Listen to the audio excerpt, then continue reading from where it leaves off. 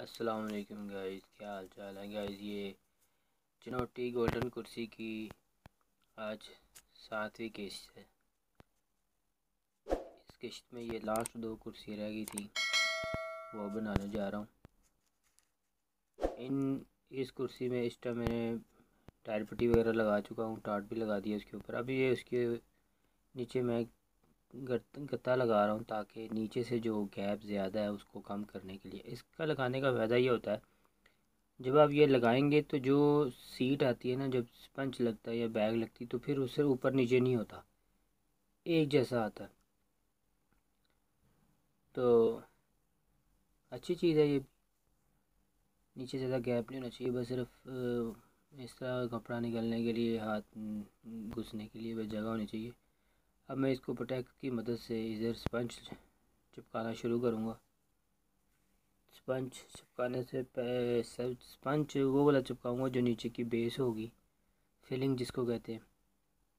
ठीक है, ये पहले मैंने एक लेयर नीचे फिलिंग की बिछाई। जब आप कुर्सी बनाने जाते हैं तो लाजम उसकी बैग देखनी पड़ती है कि कंफर्टेबल है कि नहीं है, नहीं तो उसको नीचे से बाहर निकालते हैं ताकि जितनी मेल हो जाएगी उतनी वो क्या कहते हैं लेट बैठने में कंफर्टेबल होगी। ठीक है ना। ख़ास तौर पर चिनौटी जो कुर्सी होती हैं उनमें ये जो चीज़ें हैं ना ज़रूरी करनी पड़ती हैं। नीचे से बाहर और ऊपर से पीछे। देखें, मैंने इसको दूसरे दूसरे पीस को मेल किया हुआ है, यानी कि उसको मैंने काटा हुआ है। वो आगे वाला पहले वाला ज़रा बड़ा था और ये बाद में ज़ीरो आ गया।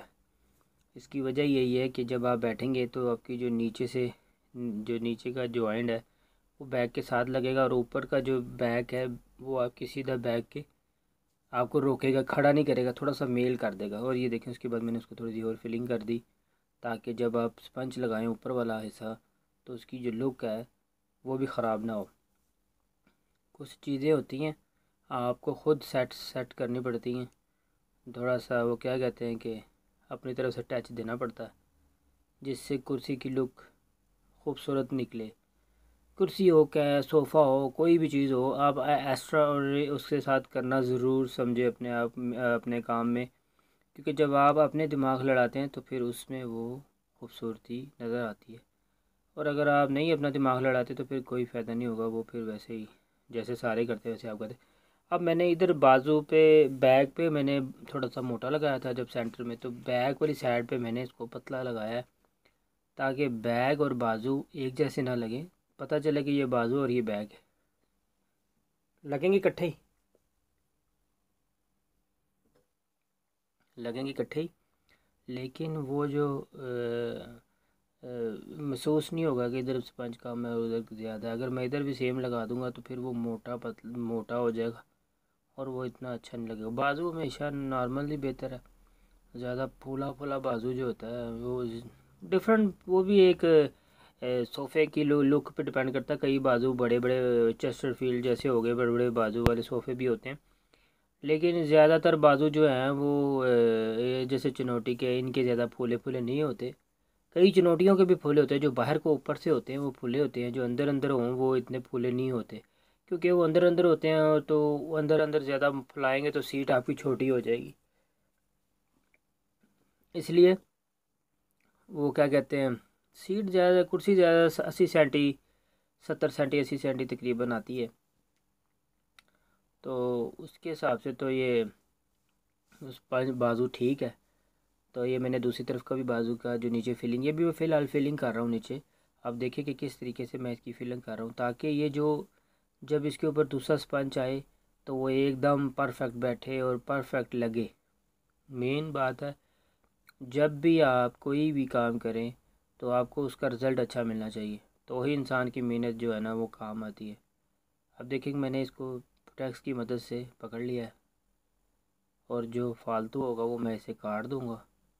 ये एक ऑलरेडी डिज़ाइन बन गया, लेकिन इसको फिलिंग में शुमार किया जाएगा कि ये नीचे की फिलिंग। हम रुई नहीं भरते, हमारा काम सारा सॉलिड में होता है, इसलिए हम सॉलिड ही काम करते हैं, रुई वगैरह नहीं डालते। रुई डालने के बाद वो क्या होता है, कहीं पे नीचे चला गया, कहीं पे ऊपर है, तो सालट लगाने से ये होता है कि ये लॉन्ग टर्म है, 10-20 साल इस सोफ़े को, इस कुर्सी को कुछ नहीं होने लगा।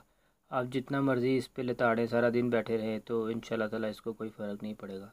इसकी बेस भी सही तरीके से बनी हुई है, उसकी वजह से इसकी जो मिनिमम जो इसकी ताकत है वो डबल हो जाती है। और जो इसके अंदर स्पंज लगा वो भी अच्छी क्वालिटी का लगा हुआ है, 2 नंबर क्वालिटी नहीं है, 1 नंबर क्वालिटी का इसको स्पंज भी लगा है सारा टोटल। हम तकरीबन एक नंबर स्पंज लगाते हैं, ज़्यादातर हम 2 नंबर स्पंज बिल्कुल नहीं लगाना पसंद करते। कोई भी स्पंज जो भी हमारे पास जो स्पंज की क्वालिटी होती है 1 क्वालिटी होती है, 1 नंबर। घटिया sponge not allowed, only best quality.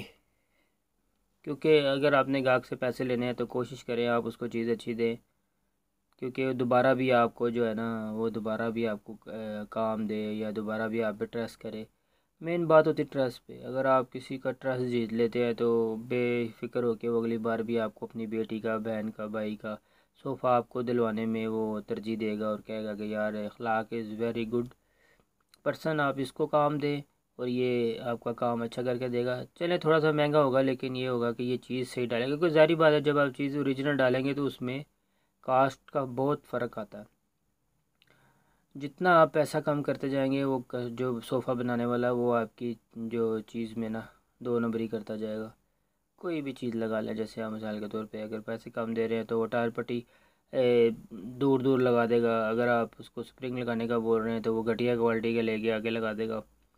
लकड़ी की बात करें तो लकड़ी भी वो वाली लगवाएगा जो, अगर मिसाल के तौर पे एक ढांचे की कीमत 2,000 या 3,000 है या 5,000 है ढांचे की कीमत, तो वो आपको 2,500, 1,500, 2,000 में वो एक ढांचा ले आएगा, वो लगवा देगा और अंदर लकड़ी के कुछ पता चलता। लेकिन मैंने ये टोटल जितना भी काम किया मैंने शुरू से लेके आखिर तक गोल्डन चिनोटी के नाम से ये मैंने सारी वीडियोस अपलोड की हैं। किसी ने भी ये पूरा एपिसोड देखना हो तो वो गोल्डन चिनोटी सोफ़ा जो है ना उसको, उसकी वो बनी हुई है, क्या कहते हैं, एक पूरी फ़ाइल। देन आप उसको ओपन करें तो वो सारे के सारे जो है ना प्ले लिस्ट इसको बोलते हैं, वो सारी मैंने उसी को अटैच कर दी हुई है। तो आप खोलें तो आपको सारा इसका जितना भी बायोडाटा है वो निकल आएगा, जैसे कि लकड़ी कैसी थी और इसको रेड टायर पट्टी कैसे लगाई गई और इसको जैसे इसको जो इसको गोल्डन पेपर लगा, बेसिकली इसको गोल्डन पेपर लगा, इसको रंग नहीं हुआ, ये रंग नहीं है। जो पेपर होता है ना गोल्डन, इसको वो लगा हुआ है, वो इटली फ्रांस का पेपर है, वो खसूसी पेपर होता है, तो वो ये लगाया है। इसकी खूबसूरती ही बताती है कि ये कोई समझ लें कि एक क्या कहते हैं प्रिंस लोग इसको यूज़ करेंगे, बड़े लोग हैं, ये छोटे लोगों के लिए नहीं है। क्योंकि मोस्ट एक्सपेंसिव, ये बहुत महंगी काम, ये बहुत महंगा है, ठीक है ना। इसको कपड़ा भी बहुत महंगा लगा है। ये जितना भी काम हुआ है बहुत एक्सपेंसिव है, ये छोटा मोटा काम नहीं था, बहुत बड़ा काम था और बहुत मेहनत का काम था। ये बात समझ रहे हैं। अब मैंने इसकी ये बैग को स्पंज लगा, आप देख ही रहे हैं सारा कि जिस तरीके से ये काम हो रहा है, कितनी नफासत के साथ मैंने इसको सारा इसके स्पंज जो इसके ऊपर चिमेड़ा है। और अब मैं इसको स्पंज को जो है ना सीधा करके इधर जॉइंट लगा दूंगा तो ये भी परफेक्ट इसका बाजू भी तैयार हो जाएगा। एक साइड का बाजू तैयार हो जाएगा, फिर दूसरी साइड का इसी तरह तो बाजू तैयार करूँगा। कहने का मकसद ये है कि अब ये जो बैग है ना इसको 20 साल कुछ नहीं होने लगा, क्योंकि सालट है। सालट कहते हैं जो ठोस हो, ये ठोस चीज़ है, इसने जल्दी नहीं बैठना। क्योंकि ये 1 नंबर स्पंज लगा हुआ है, तो ये 1 नंबर स्पंज आपको पता 10-20 साल उसको कुछ भी नहीं होता। जब आप अपने सोफ़े में क्या कहते हैं, अल्लाह आपका भला करे, स्पंज स्पंज 1 नंबर लगवा लें और टायर पट्टी जो नीचे की बेस 1 नंबर लगवा लें और 1 नंबर लकड़ी। 1 नंबर लकड़ी से मुराद होती है कि जो सी भी लकड़ी लगे वो अच्छी क्वालिटी की लगे। अच्छी क्वालिटी से मतलब कि वो उसमें कोई गंडे वगैरह ना हो, उसमें कोई कोगले वगैरह का ख़तरा ना हो। वो फिर लॉन्ग टर्म आपके सोफ़े में आवाज़ें भी नहीं आती। और अगर टायर पट्टी का मुसाफा कम रखा हो तो फिर आपको जो बैठने की चाल है वो भी अच्छी रहेगी, बेस भी लॉन्ग टर्म चलेगी। तो काफ़ी चीज़ें जो फ़र्क डालती हैं आपकी अगर आप अच्छी क्वालिटी की चीज़ें लगाते हैं काफ़ी कुछ फ़र्क आता है। कभी भी घर में घर के लिए सोफ़े बनाने हों, बच्चों के लिए, बेटियों के लिए, बहनों के लिए, जब आप सोफ़े बनवाते हैं तो ज़ाहिर बात है वो ये बात याद रखें कि नीचे का जो बेस है ना, वो कोशिश करें ख़ुद ख़रीद के दे दें अच्छी क्वालिटी का। अच्छी जो आपके वहाँ पे स्पंज, अच्छा जो कंपनी है, जो ब्रांड है, उसका लेके दें। थोड़ा सा एक्सपेंसिव पड़ेगा, लेकिन उससे ये होगा, इतना फ़र्क भी नहीं पड़ता, लेकिन उससे ये होता है कि आपको पता होता है कि यार ये मैंने जो चीज़ें ली हुई है ना, ये अच्छी क्वालिटी की है और ये मुझे जल्दी परेशान नहीं करेगी।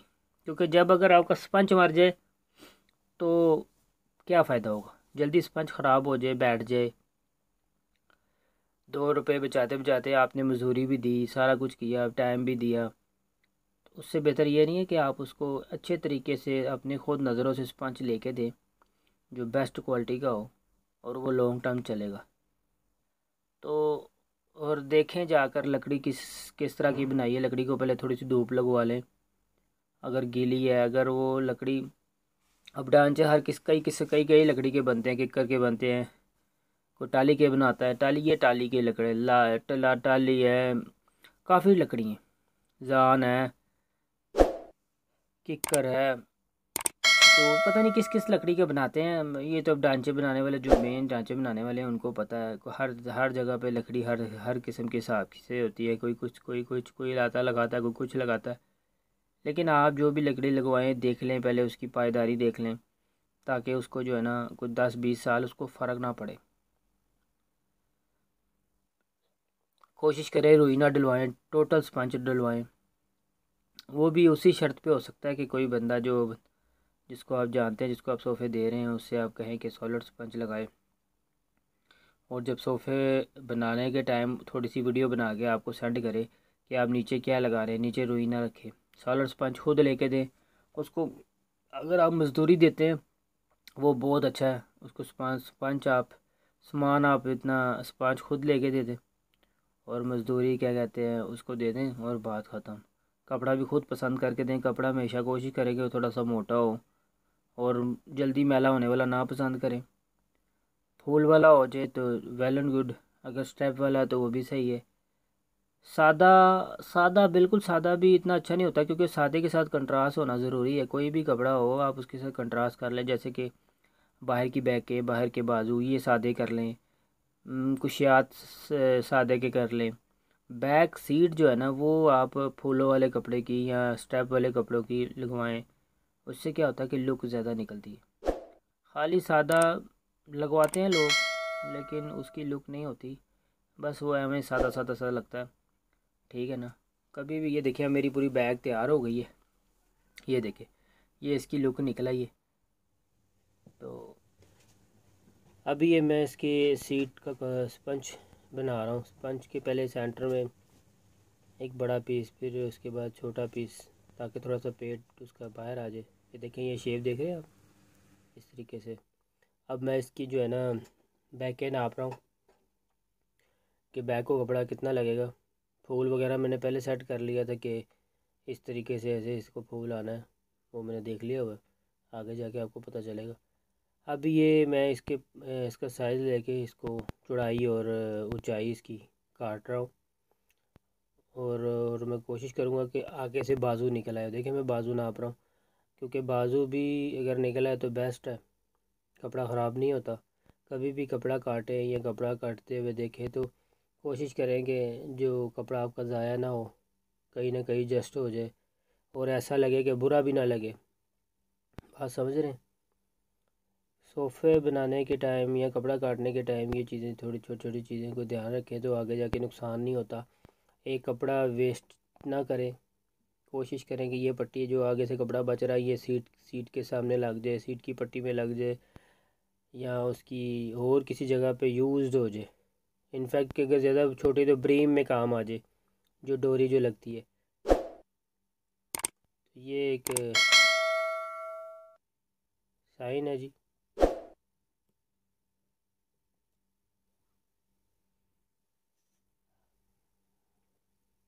देखेंगे, मैं पहले इसका पहले फूल एक जैसा कर रहा हूँ।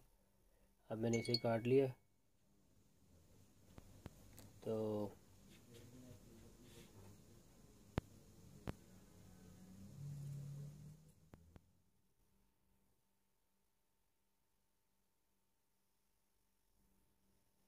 अब मैंने इसकी जो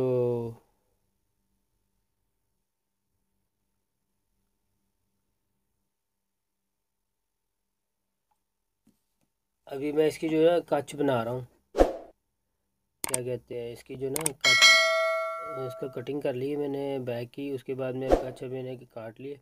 अब मैं इसका बाजू बना रहा हूँ।